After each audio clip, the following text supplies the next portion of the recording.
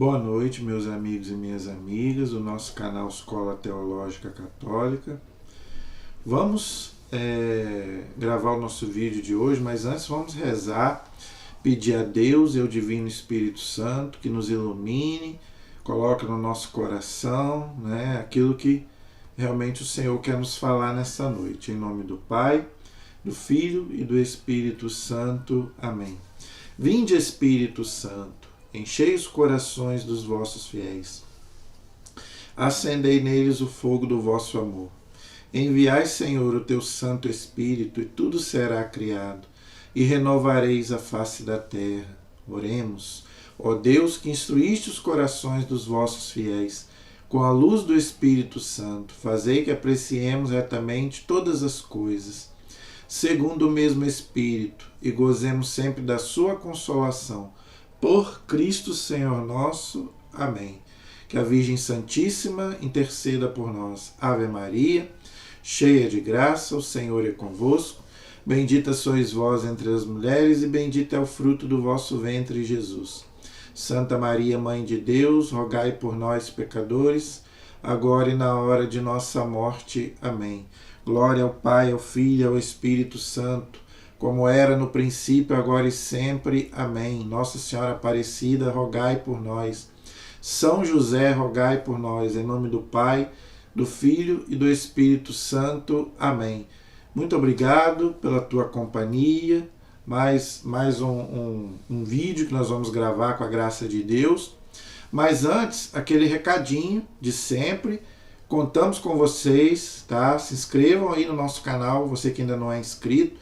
Nos ajude aí compartilhando nos grupos, na igreja, tá? Aonde você puder.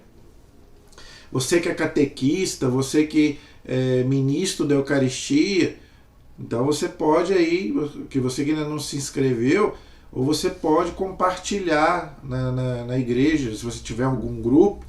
Nós estamos fazendo um curso de liturgia no catecismo da igreja. Tá? Então você que trabalha com liturgia, nós estamos estudando sobre liturgia agora.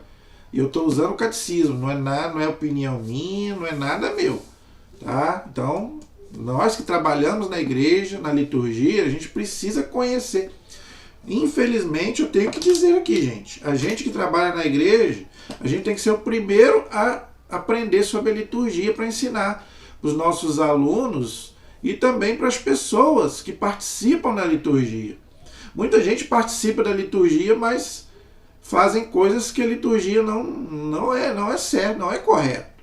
Tá? Então é muito importante a gente aprender, gente, as coisas da liturgia. Tá? Então, na aula passada, nós paramos no parágrafo 1075. Foi o último parágrafo que eu dei. Foi o 1075. Hoje nós vamos estudar o 1076, na página 304 do Catecismo. Página 304, tá? Parágrafo 1076, 1076. O título é A Economia Sacramental. Lembrando, gente, que a liturgia é a celebração dos sacramentos, principalmente da Eucaristia, entendeu? Então ali na liturgia é o ápice, como eu falei na aula passada, ok? Então vamos ver aí o que diz o parágrafo 1076. Se você tiver o seu catecismo aí, pode abrir. No dia de Pentecostes, pela efusão do Espírito Santo, a igreja é manifestada ao mundo. Isso quem falou foi a Sacrosanto Concílio, que é um documento do Concílio Vaticano II, e também a Lumen Gentium, que é outro documento do Concílio Vaticano II. Eu tenho esse documento aqui em casa, só que eu esqueci de trazer para mostrar. Tá? A Lumen Gentium é um documento e a Sacrosanto Concílio. A Sacrosanto Concílio é um documento do Concílio sobre liturgia. Todo católico precisa ler esse documento. Tá? E a Lumen Gentium é sobre a igreja. Tá? Como a liturgia é a parte mais importante da igreja, então esses dois documentos falam da liturgia. Então ele diz aqui que no dia de Pentecostes, pela efusão do Espírito Santo, a igreja é manifestada ao mundo. Então, a igreja, ela se manifestou ao mundo no dia de Pentecostes. Uma vez me fizeram essa pergunta, né? Quando é que foi fundada a igreja? Entendeu? A igreja foi fundada por nosso Senhor Jesus Cristo, lá no Evangelho de São Mateus, no capítulo 16. Sob esta pedra edificarei a minha igreja. Ou seja, Jesus falou para os apóstolos. Sob ti, Pedro, pedra, o Papa, eu fundarei a minha igreja. Então, Jesus fundou a igreja sob Pedro e os apóstolos. Só que ela se manifestou ao mundo no dia de Pentecostes. Por quê? Porque Jesus ainda não tinha ressuscitado lá. Quando ele fundou a igreja sob os apóstolos, ele ainda não tinha ressuscitado. Então, a igreja só se manifestou ao mundo no dia de Pentecostes, onde ele fala para os apóstolos: eu vou para o Pai, mas eu mandarei o Espírito Santo. Então, pela efusão do Espírito Santo, a igreja é manifestada ao mundo. Tanto que Jesus fala: ide, pregai o Evangelho, e eles iam fazer isso no poder do Espírito Santo. E isso acontece também na celebração dos sacramentos, principalmente da liturgia. Como eu já expliquei, todos os sacramentos são ministrados no poder do Espírito Santo. Então aqui ele começa a dizer que a igreja se manifestou no dia de Pentecostes a todo mundo. É só você ler lá Atos capítulo 2, você vai ver. Entendeu? O dom do Espírito inaugura um tempo novo na dispensação do mistério. O tempo da igreja. Então, começou o tempo da igreja. Tá? Desde o momento que Jesus vai para o Pai, ele manda o Espírito Santo sobre Nossa Senhora, os apóstolos ali no Pentecostes, aí começa o tempo da igreja, que vai durar até Jesus voltar na parousia. Então nós estamos no tempo da igreja, tá? Que nós chamamos de tempo da misericórdia.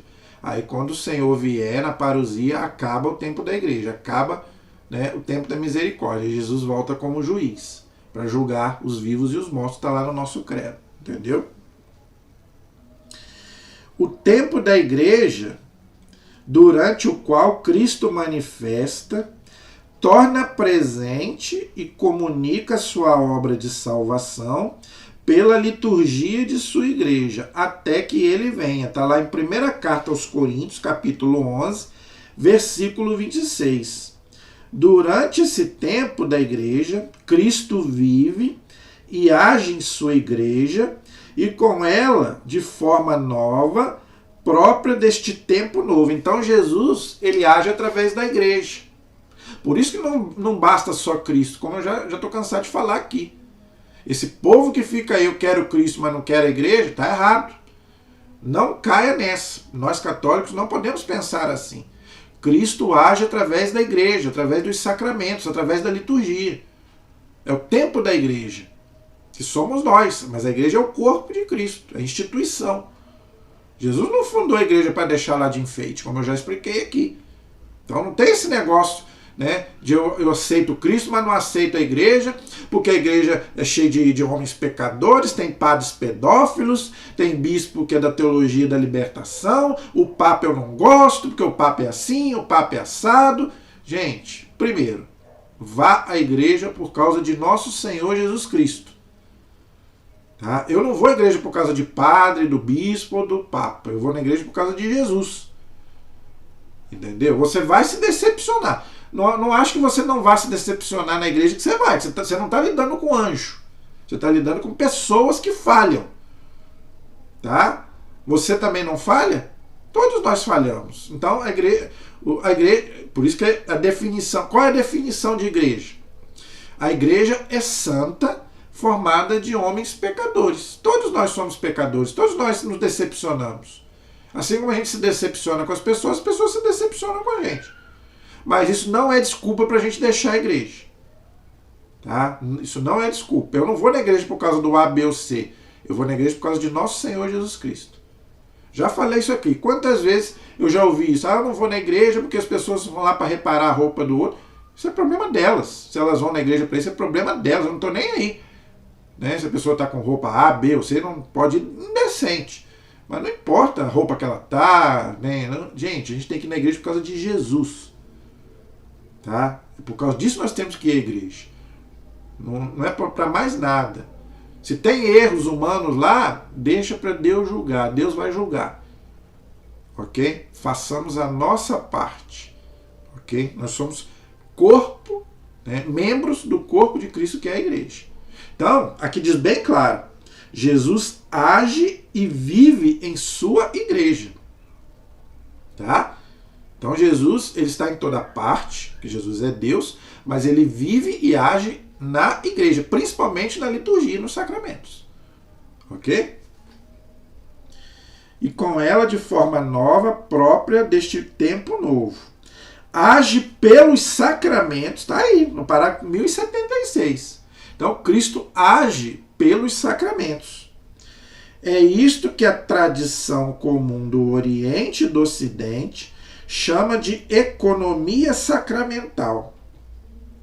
Esta consiste na comunicação ou dispensação dos frutos do mistério pascal de Cristo na celebração da liturgia sacramental da igreja, tá vendo? Como a gente celebra, né, o sacrifício de Cristo na liturgia, que se torna presente, então Cristo, ele age ali, né? Toda a liturgia, Cristo age através dos sacramentos e através da igreja. Por isso que é um perigo o católico deixar a igreja e ir para outra religião. Você vai perder tudo isso. A única religião que tem o Cristo vivo é na Igreja Católica. Isso aí não é para menosprezar as outras religiões. Como já falei, Jesus está presente em todo lugar, espiritualmente. Mas ali nós temos Jesus fisicamente na Eucaristia. Corpo, sangue, alma e divindade. Não é um símbolo como acreditava o Lutero e os irmãos. Não. É presença real. É o corpo de Cristo para nós. Então Jesus está presente fisicamente. E melhor ainda, dentro de nós, quando nós comungamos. Só a nossa igreja tem isso. Por isso, importa ilustrar primeiro esta dispensação sacramental, assim aparecerão com mais clareza a natureza e os aspectos essenciais da celebração litúrgica. Então, gente, toda celebração litúrgica é Cristo que opera. Nos sacramentos é Cristo que opera. Por isso que não depende da minha fé. Na liturgia, Cristo age de duas formas. Na pessoa de quem está celebrando, o sacerdote, e nas espécies do pão e do vinho. Por isso que a liturgia tem duas partes. A liturgia eucarística e a liturgia da palavra. Na primeira parte, é proclamada a palavra, e o sacerdote, em nome de Cristo, proclama, né, explica, né, e depois a liturgia eucarística. Tá? Traz para nós ali a transubstanciação, o milagre da transubstanciação. Entendeu? Então, gente, isso é um mistério, por isso que ele fala aqui. Isso é um mistério, não é, que a gente ainda não parou para pensar. No dia que os católicos pararem para pensar nisso, ele não vai querer perder uma celebração. Por isso que não podemos celebrar de qualquer jeito, não podemos ir para a missa de qualquer jeito. Nós temos que entender o que nós estamos celebrando, para onde nós estamos indo. Por isso que tudo ali é importante, cada gesto é importante, cada passo ali da liturgia, gente, tem um significado. Tudo na igreja tem um significado espiritual. Tá? Então, por isso que é importante a gente entender o que nós estamos celebrando. Isso já deve ser colocado desde criança. Por isso que eu falei, nós que somos catequistas, eu sei que tem muita catequista de criança. Então a gente já tem que ensinar o respeito, né, ali na hora da liturgia. Né? A criança não pode, igual o Padre Léo falava, né, ficar de qualquer jeito, andando de qualquer jeito, gritando, não correndo dentro da igreja. Gente, nós temos que entender o que nós estamos celebrando. Nós estamos celebrando o sacrifício de Cristo. Então, até nós temos que ensinar também as nossas crianças também a ter respeito pelas coisas de Deus. Saber que passou diante do presbitério, do altar, tem que fazer a vênia. Não é? Se o Santíssimo estiver exposto, temos que nos ajoelhar em adoração. Se o Santíssimo estiver lá no sacrário, aí você faz a genoflexão, você ajoelha com um joelho só. Então, outra coisa que nós temos que ensinar aos nossos, as pessoas que trabalham na igreja. Tá? Então, primeiro, tem a vênia, tem a genuflexão e tem a adoração. Se você passa diante do altar, você faz a vênia, assim. Se você passa diante do Santíssimo, mas ele não está exposto, está lá no sacrário, aí é genuflexão, com um joelho só. Tá? Agora, se ele está lá exposto no Santíssimo, no altar, no presbitério, aí você tem que se ajoelhar com os 2 joelhos, aí já é adoração. Entendeu? Então isso tudo a gente tem que ensinar para começar das crianças e para os adultos muito mais. Não precisa tocar no Santíssimo, gente. Tá? Não precisa. Quando o Santíssimo passar, não precisa tocar no Santíssimo. Nem o sacerdote não toca no Santíssimo. Ele coloca aquele pano, né, o véu meral, e ele coloca a mão ali no pano. É uma coisa sagrada. Então, tem gente que fica lá passando a mão no ostensório. Não deve passar. O respeito pelo sagrado. Eles não tocavam na Arca da Aliança. Só você lê no Antigo Testamento. Quem tocava morria. Claro que hoje é um outro contexto. Ninguém vai morrer tocando no Santíssimo. Mas é porque é uma coisa sagrada, santa. Se nem o sacerdote toca no Santíssimo, por que a gente vai tocar? Não precisa. Não precisa. Então muita coisa a gente precisa aprender. Então esse é o parágrafo 1076. O 1077 vai falar que a liturgia é obra da Santíssima Trindade. Olha que coisa bonita. Então, gente, a Santíssima Trindade, ela atua na liturgia. O Pai, o Filho e o Espírito Santo, porque eles não se separam, são uma família. Tá? E é eles que agem ali na liturgia. Então, vamos ver aí o mistério pascal no tempo da igreja. A liturgia, obra da Santíssima Trindade. Olha que bonito. O Pai, fonte e fim da liturgia. É o parágrafo 1077. Então vamos ver o que o Catecismo nos ensina sobre, né, essa expressão aí, o Pai, tá? Fonte e fim da liturgia.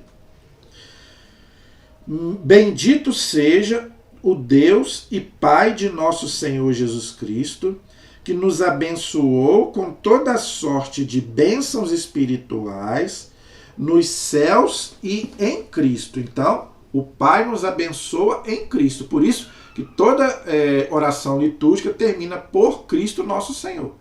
Já expliquei sobre isso na aula passada. Nele, em Cristo, escolheu-nos antes da fundação do mundo para sermos santos e irrepreensíveis diante dele no amor. Ele nos predestinou para sermos seus filhos adotivos por Jesus Cristo. Já expliquei isso muitas vezes, né? Nós fomos adotados por Deus pelo batismo, porque o único filho de Deus é Cristo. Então, pelo batismo, nós nos tornamos por adoção filhos de Deus. Então, antes do batismo, nós não somos filhos de Deus, somos criatura. Uma coisa é você ser criatura de Deus, outra coisa é você ser filho de Deus por adoção. Isso é o batismo que nos faz. Então nós somos adotados por Deus, irmãos de Jesus Cristo. Entenderam? Membros da igreja. Tá? Então o batismo nos torna filhos de Deus por adoção, irmãos de Jesus Cristo e membros da igreja. Olha quanta coisa o batismo nos faz. Filhos adotivos por Jesus Cristo, conforme o beneplácito de sua vontade, para louvor e glória de sua graça. Como eu falei, gente, Deus não precisa de nós, mas Deus quer contar conosco. Não para aumentar a glória dele, porque a glória de Deus já é infinita, mas para manifestar a sua glória e porque Deus nos ama. Nós somos criados à imagem e semelhança de Deus. Só o homem e a mulher foi criado à imagem e semelhança de Deus. Com a qual ele nos agraciou no seu bem-amado, ou seja, no seu Filho Jesus. Isso é uma citação da carta aos Efésios, no capítulo 1, versículos 3 a 16. Muito bonito esse texto de São Paulo, não é? Onde ele nos associa a essa a família de Deus, né? A Santíssima Trindade, ao Pai, ao Filho e ao Espírito Santo. Nós também somos templos do Espírito Santo pelo batismo. Né? Quando a gente é batizado, o Espírito Santo passa a morar dentro de nós. Ok? Parágrafo 1078. Abençoar é uma ação divina que dá a vida e da qual o Pai é a sua fonte. Então, O sacerdote, principalmente na liturgia, ele abençoa em nome da Santíssima Trindade. Por isso que a liturgia começa e termina com a bênção da Santíssima Trindade, em nome do Pai, do Filho e do Espírito Santo. Gente, eu estou cansado de ver pessoas comungar e ir embora da igreja. Não espera a bênção final. Gente, a gente perde muita bênção. Infelizmente, nós somos assim. Não saia da igreja antes da bênção, pelo amor de Deus. Entendeu? A missa começa, a liturgia começa com a bênção e termina com a bênção. Tem gente que sai antes. A gente tem que aprender a valorizar as bênçãos de Deus. Depois não sabe por que as coisas não dão fruto na nossa vida. Por que eu vou à missa e a minha vida continua a mesma? Porque, gente, não basta ir por ir para cumprir um preceito. Você tem que ir com vontade e participar. Não é isso a sua cabeça. Jesus disse isso. Jesus falou isso lá para os fariseus. Esse povo me louva com os lábios, mas o seu coração está longe de mim. Não adianta nada você ir para a missa, mas seu coração está lá. No que eu tenho que fazer, no que eu, aonde que eu vou depois, no meu passeio. Quando você for para a liturgia, quando você for para a igreja, gente, esquece o mundo. Agora é eu e Deus. Eu vou me encontrar com Jesus. Eu vou me encontrar com Deus. Uma hora. Eu sempre falo isso aqui. Se você não pode tirar uma hora da sua semana para Deus, então Deus não é o centro da sua vida. Que é aquela pregação que eu já falei. Que lugar Deus ocupa na sua vida? É o último. Porque você não pode dar uma hora para Deus. E quando dá de qualquer jeito. Para cumprir um preceito, para cumprir uma obrigação.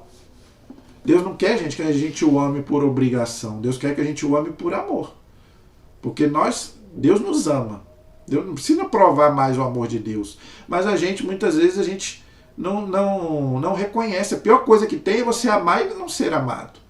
E Jesus reclamou isso. Numa das aparições para Santa Maria Alacoque, do Sagrado Coração de Jesus, ele reclama. Eu amei tanto o mundo e eu recebo só ingratidão do mundo. Então, quer dizer, não espere a bênção de Deus, não sabe. Parece que tem formiga dentro da igreja, gente. Para ir para a balada, as pessoas dormem na balada, vão para o shopping, para a praia, se deixar, dormem lá. Agora, para a igreja, parece que tem formiga dentro da igreja. As pessoas têm uma pressa, não dá nem a bênção direito, as pessoas já estão indo embora. Gente, calma. Será que você não pode ficar mais um pouquinho ali? O padre dá a bênção, já não tem mais ninguém na igreja. Não é igual antigamente. Antigamente, o padre dava a bênção, as pessoas ficavam ali na igreja conversando, batendo papo. Acabou a missa, você pode conversar, não tem problema nenhum. Pode conversar na hora da missa. Mas depois não tem problema nenhum. As pessoas vazam, somem. Isso aí, por isso que mais uma vez eu vou elogiar os irmãos protestantes. Eles não fazem isso não. Estou falando porque eu sei, eu vejo. Eles acabam o culto, eles ficam todo mundo ali, reunido ali, conversando. O católico, vaza, vai embora. Fazer o quê? Não pega a bênção. Fazer o quê? Desde o sua bênção é ao mesmo tempo palavra e dom aplicada ao homem. Este termo significará a adoração e a entrega a seu Criador na ação de graças. Então, toda a bênção, gente, a gente sabe que a bênção é um sacramental. Tá? A maior bênção é dada na liturgia. Tá? Mas toda bênção ela é um sacramental, inclusive ela pode ser dada até à distância. Por isso que a gente pode receber uma bênção até pela televisão, pelo rádio. Por que a gente coloca lá uma aguinha? Meu avô sempre fazia isso, eu via lá botar uma aguinha lá na hora da missa pela televisão, você pode ouvir pelo rádio. Claro, gente, que a missa no rádio, na televisão, não vale como sacramento. O sacramento tem que ser ao vivo, mas tô falando a bênção. Tá? Antigamente tinha, não é? A Ave Maria, às 6 horas da tarde, o padre ia lá, dava a bênção. Pena que até isso se perdeu. Não é? Eu ficava muito feliz quando dava 6 horas, minha mãe ligava o radinho lá, o padre estava lá dando a bênção do Ângelus, né? Às vezes até meio-dia também, não é? Infelizmente até isso se acabou, infelizmente. Dava 6 horas, meio-dia, o padre estava lá dando a bênção. Então, a bênção ela pode ser dada, inclusive, à distância. Ela é um sacramental. Olha a importância da bênção. Tá? É uma coisa que o sacerdote faz em nome de Cristo, em nome da Santíssima Trindade, né, para nós que somos, né, imagem e semelhança de Deus, para nós, homens e mulheres, de boa vontade. Tá? Esse é o parágrafo 1078.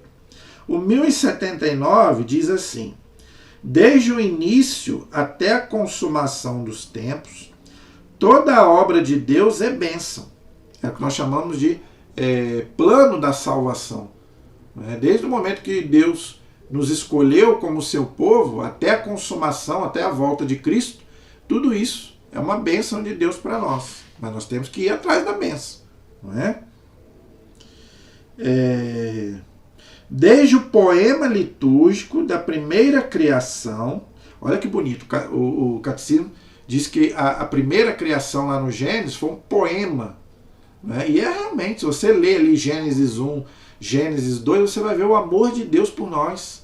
Né? A criação do mundo ali, Deus criando. E Deus criou tudo para nós, tanto que nós somos os últimos.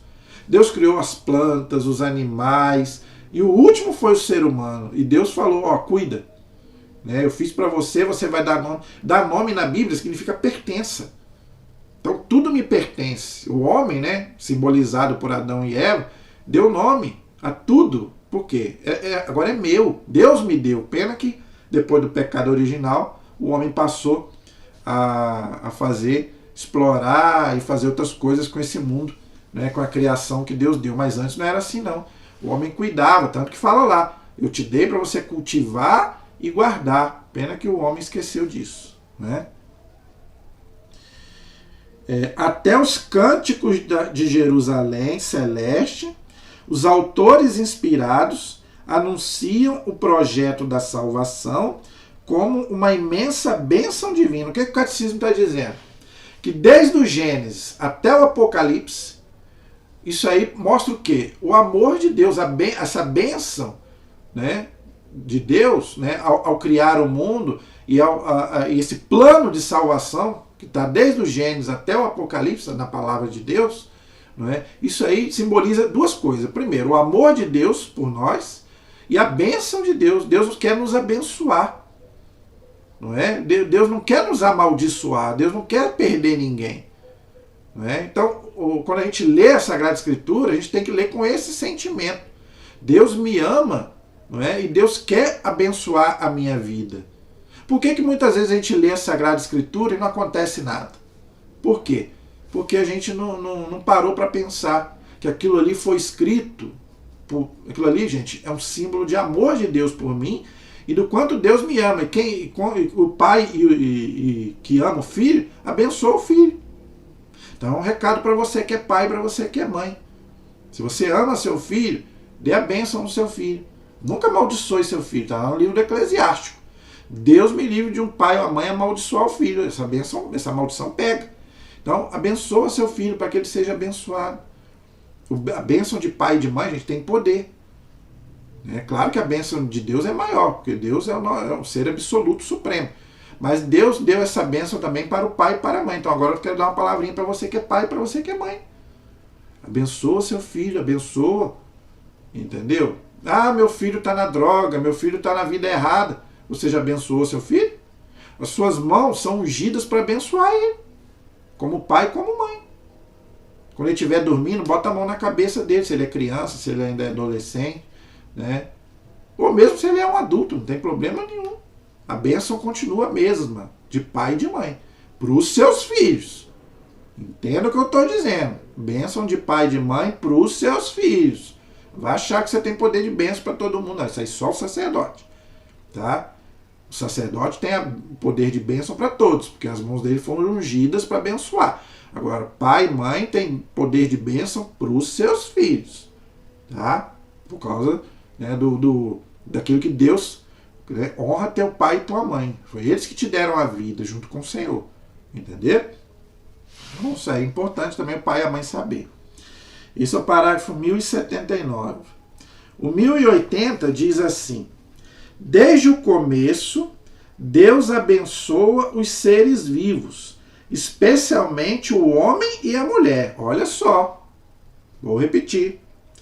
Desde o começo da criação, Deus abençoa os seres vivos, especialmente o homem e a mulher. Por quê? Porque o homem e a mulher são imagem e semelhança de Deus. Está lá no Gênesis 1, 26. Leia lá.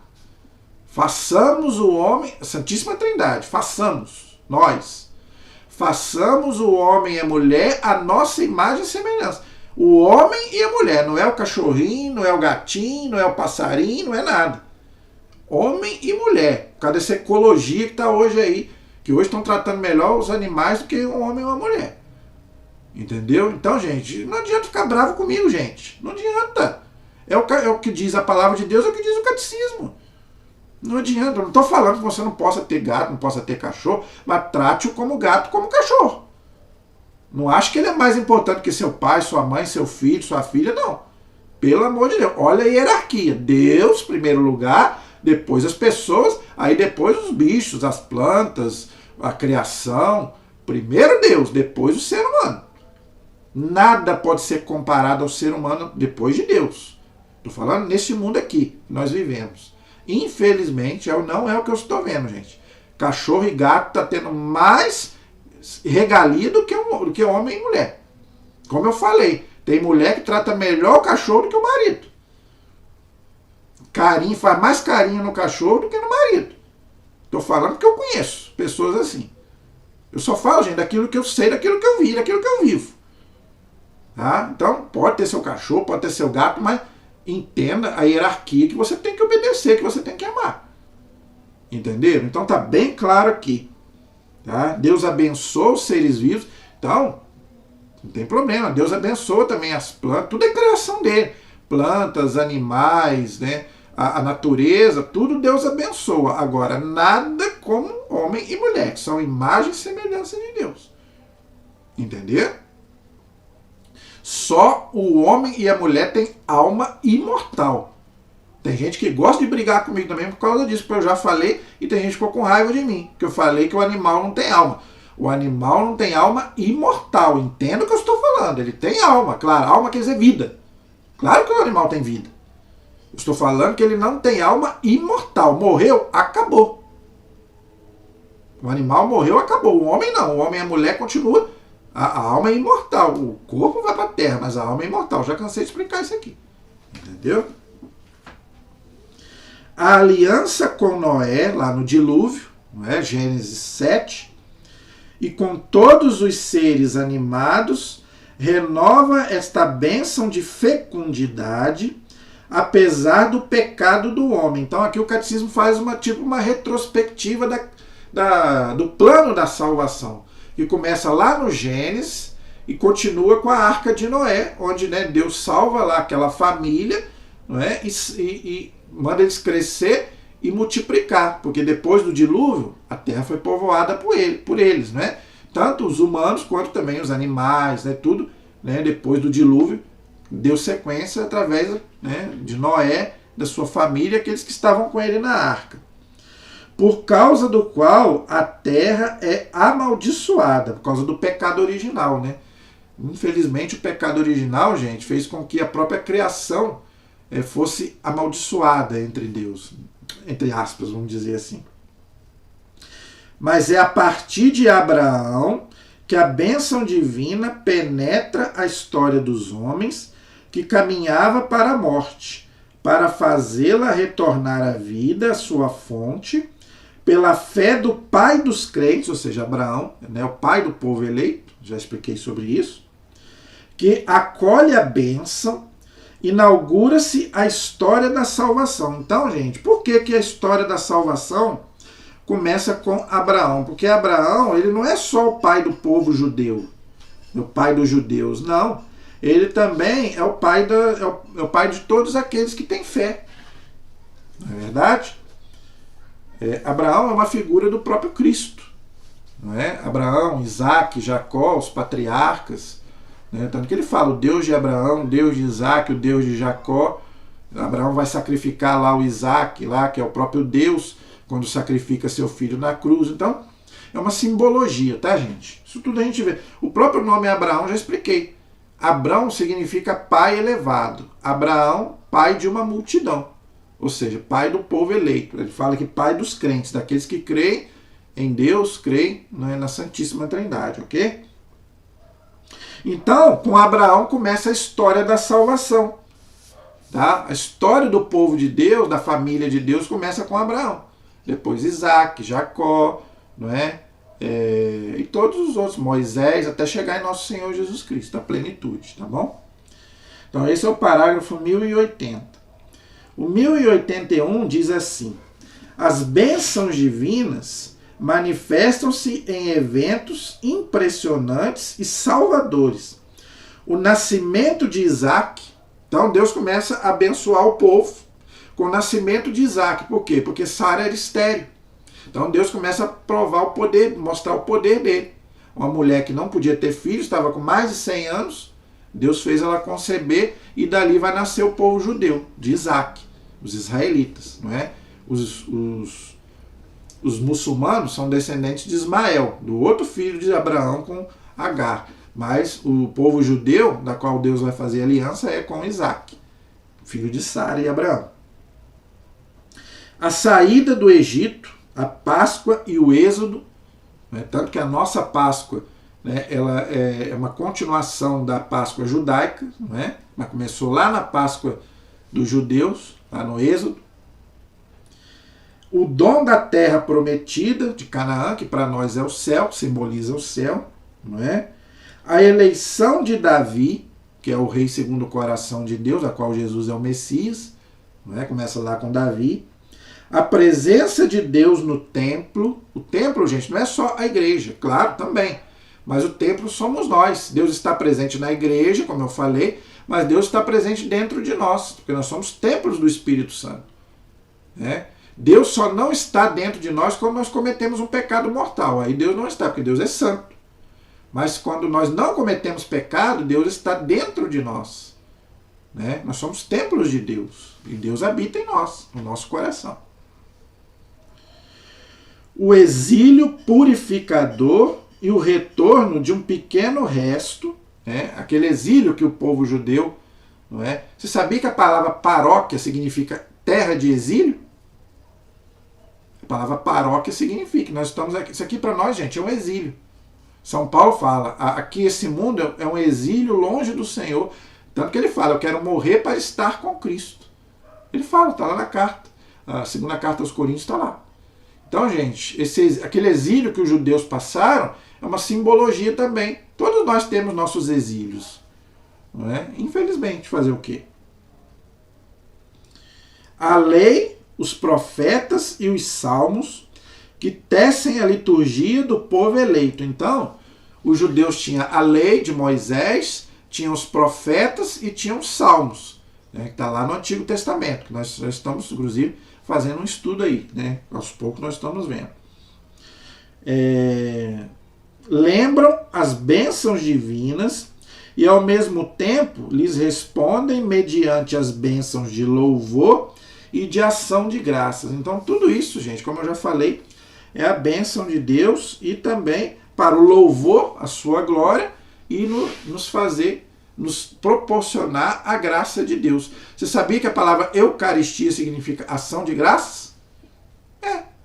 Por isso que toda liturgia nós participamos de uma ação de graça, desse louvor, né? Nós oferecemos junto com o sacerdote, né, para o perdão dos nossos pecados e da humanidade inteira. Por isso que a Eucaristia significa ação de graças. Parágrafo 1081. Agora o 1082. Na liturgia da igreja, a bênção divina é plenamente revelada e comunicada. Como? O catecismo explica. O Pai é reconhecido e adorado como fonte e fim de todas as bênçãos da criação e da salvação em seu Verbo encarnado, ou seja, Jesus. Jesus é o Verbo encarnado, o Verbo que estava diante de Deus, ou seja, a segunda pessoa da Santíssima Trindade, não é? Que estava diante de Deus, que se encarnou como homem no seio da Virgem Maria. Está lá em João capítulo 1, versículo 14. Está lá. morto e ressuscitado por nós, ele nos cumula com as suas bênçãos e por meio dele derrama em nossos corações o dom que contém todos os dons, o Espírito Santo. Olha aí, olha que coisa bonita. Né? Então ali na liturgia, a Santíssima Trindade se faz presente. O Pai, através do Filho, no Espírito Santo. Ok? E quando é que nós recebemos esse dom maravilhoso do Espírito Santo? Através dos sacramentos, do batismo, do crisma. Todos os 7 sacramentos são ministrados no Espírito Santo, como eu já expliquei aqui. Ok? Agora veja, os frutos, aí depende de nós. O sacramento não depende de nós. Se eu entrar na fila da comunhão, eu posso acreditar ou não acreditar, eu recebo Jesus. Agora, os frutos, aí depende de mim. Como que está a minha vida? Se eu recebo Jesus de qualquer jeito, não vai dar fruto nenhum. Agora, se eu tenho fé, aí vai dar muito mais fruto. Então, o fruto do sacramento, da liturgia, depende de mim. Agora, o sacramento em si não depende de mim, porque é Cristo que opera, é Deus que opera. Entendeu? Então, a gente tem que entender isso também. Então, esse é o parágrafo 1082. Interessante que ele fala aqui que o Espírito Santo foi derramado em nossos corações, foi o que eu expliquei. Deus está dentro de nós. O Espírito Santo mora em mim. Então, gente, isso é uma coisa muito séria, muito séria. Parágrafo 1083 agora. Compreende-se, então, a dupla dimensão da liturgia cristã. Liturgia cristã.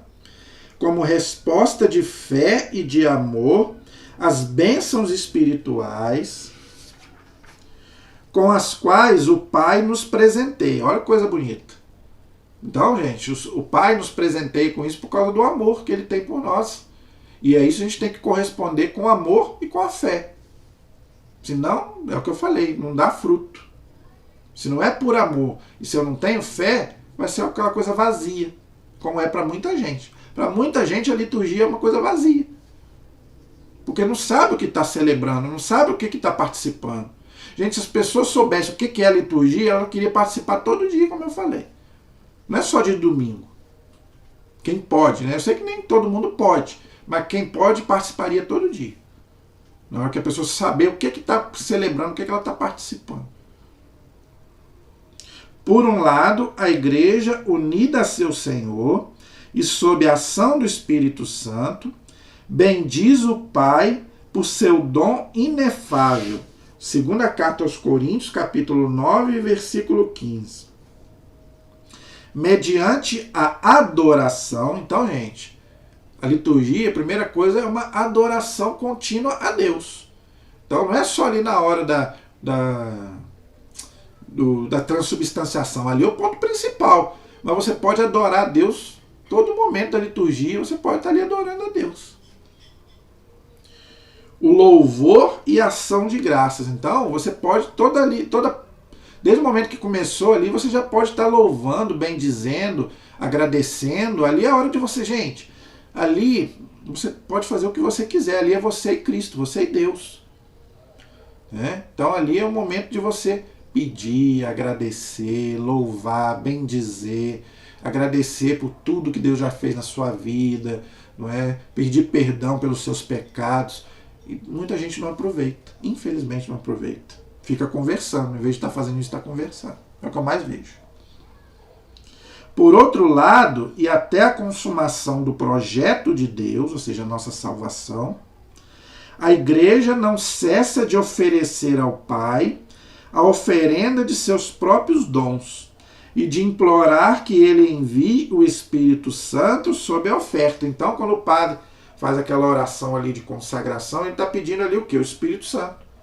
Que venha ali e que ali ele faça todo o milagre para depois a gente poder receber também o corpo de Cristo. Sobre si mesmo, sobre os fiéis e sobre o mundo inteiro. Aí, tá vendo? Então ali o sacerdote pede por ele, pela igreja e pelo mundo inteiro.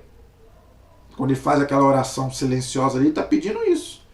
Por ele, pela igreja e pelo mundo inteiro. E você também pode. Claro que você não está falando... Não estou falando que você está consagrando junto, não. Mas você também pode fazer seus pedidos também em voz baixa. Não é ficar falando alto, não, senão você atrapalha o padre. Mas em voz baixa você pode fazer os seus pedidos, agradecimentos, como eu já falei aqui. Sobre o mundo inteiro, a fim de que pela comunhão com a morte e a ressurreição de Cristo sacerdote e pelo poder do Espírito Santo, estas bênçãos divinas produzam frutos de vida para louvor e a glória da sua graça. Está lá em Efésios capítulo 1, versículo 6. Já expliquei, né? Não precisa, senão vai ficar repetitivo. Interessante que ele fala aqui do Cristo sacerdote. Então, Jesus é o único sacerdote. Os padres são os ministros que atuam na pessoa de Cristo, mas ali não é o sacerdote, ali ele está atuando na pessoa de Cristo. Cristo é o sacerdote. Por isso, quando ele sobe ao altar, ele está subindo, né, como se estivesse subindo o Monte Calvário. Tá? O altar ali como se fosse um Monte Calvário. Então, para ali, o poder não é dele. Tá? Então, ele está atuando na pessoa de Cristo, que é o único sacerdote. Os padres são simplesmente os ministros. Por isso que se não tiver padre, não tem missa. Por isso nós temos que rezar muito, gente, para que nos dê muitos bons e santos sacerdotes. Mas, independente se o padre é santo ou não, se ele está ali celebrando, a missa acontece. Ele pode ter cometido um pecado, você sabia disso? Ele pode ter cometido um pecado, né, grave, e se ele for celebrar a missa acontece. Eu vou encerrar explicando isso, você vai entender. Um juiz, tá? Um juiz, ele vai dar a sentença. Vamos supor que na noite anterior, ele é um homem casado, e ele estava com a amante dele no motel. Estou dando um exemplo só para você entender. Um juiz, normal, um juiz normal. Não é? Ele vai dar uma sentença no dia seguinte. Ele é um homem casado, e ele passa a noite com a amante no motel. No outro dia ele vai dar a sentença. A sentença dele vale ou não vale? Claro que vale. O pecado dele não altera a sentença. Por quê? Porque o poder dele vem do Estado, não vem dele. Quem colocou ele ali foi o Estado. O Estado não está interessado na vida pessoal dele, na vida íntima dele. Quem vai julgar ele vai ser Deus. Deus vai julgá-lo, mas o Estado não quer nem saber se ele tem 10 amantes, 15 amantes, não tem nada a ver. O padre é a mesma coisa. Não interessa se o padre é pecador, se o padre é santo. Se ele celebrou a missa, ele pode ser bonito, feio, gordo, magro, pecador, santo. Se ele celebrou a missa direitinho, como a igreja manda, falou as palavras direitinho, a missa acontece. E se você for lá receber a comunhão, você recebeu Jesus. Ele pode ter vindo lá da casa de prostituição. Vamos supor que ele tenha saído de uma casa de prostituição e foi celebrar a missa. A missa acontece. E acontece a missa. Né? A missa acontece. Ele cometeu pecado. E ele vai prestar contas a Deus, porque ele está celebrando a missa em pecado. Ele, a pessoa dele, mas a missa acontece. Porque a missa não depende do padre, depende de Cristo. O poder não é dele, é da igreja. Deu para você entender? Por que os sacramentos acontecem? Por isso que você pode se confessar com o padre. Tem gente que fica com medo de se confessar com o padre. Não é? Mas o padre é pecador, não interessa o padre é pecador, é santo. Não importa. Se ele te absolveu, o poder vem da igreja, de Jesus e da igreja, não vem dele. Se ele está com pecado ou sem pecado, é problema dele com Deus. Mas se ele te deu a bênção, você está perdoado, porque não depende dele, depende de Cristo, depende da igreja. Não sei se deu para você entender. Então a liturgia é a mesma coisa, tá bom? Então, gente, nós paramos aí no parágrafo 1083. Na próxima aula, nós vamos continuar no parágrafo 1084, que diz assim: a obra de Cristo na liturgia. Então, nós vamos continuar, tá? Mas já tem algumas aulas aí para a gente poder aprender sobre liturgia. Então, você torna a falar, você que trabalha na igreja, é catequista, um curso de liturgia aí, do catecismo, pela internet de graça. Às vezes você não tem tempo de fazer um curso de liturgia, eu sei que tem nas paróquias reunião litúrgica, às vezes até um curso, mas nem todo mundo pode participar. Esse você pode, como eu já falei, gente, você pode escutar os vídeos até trabalhando. Não tem desculpa. Vai trabalhando e vai colocando o vídeo lá, você vai ouvindo. Entenderam? Então, se você quiser, compartilha aí. Curso de liturgia aí, e qualquer dúvida, qualquer pergunta, deixa aí nos comentários, tá bem? A nossa proteção está no nome do Senhor que fez o céu e fez a terra. Estivemos e permaneceremos unidos em nome do Pai, do Filho e do Espírito Santo. Amém. Que Deus abençoe a todos. Até a próxima, se Deus quiser.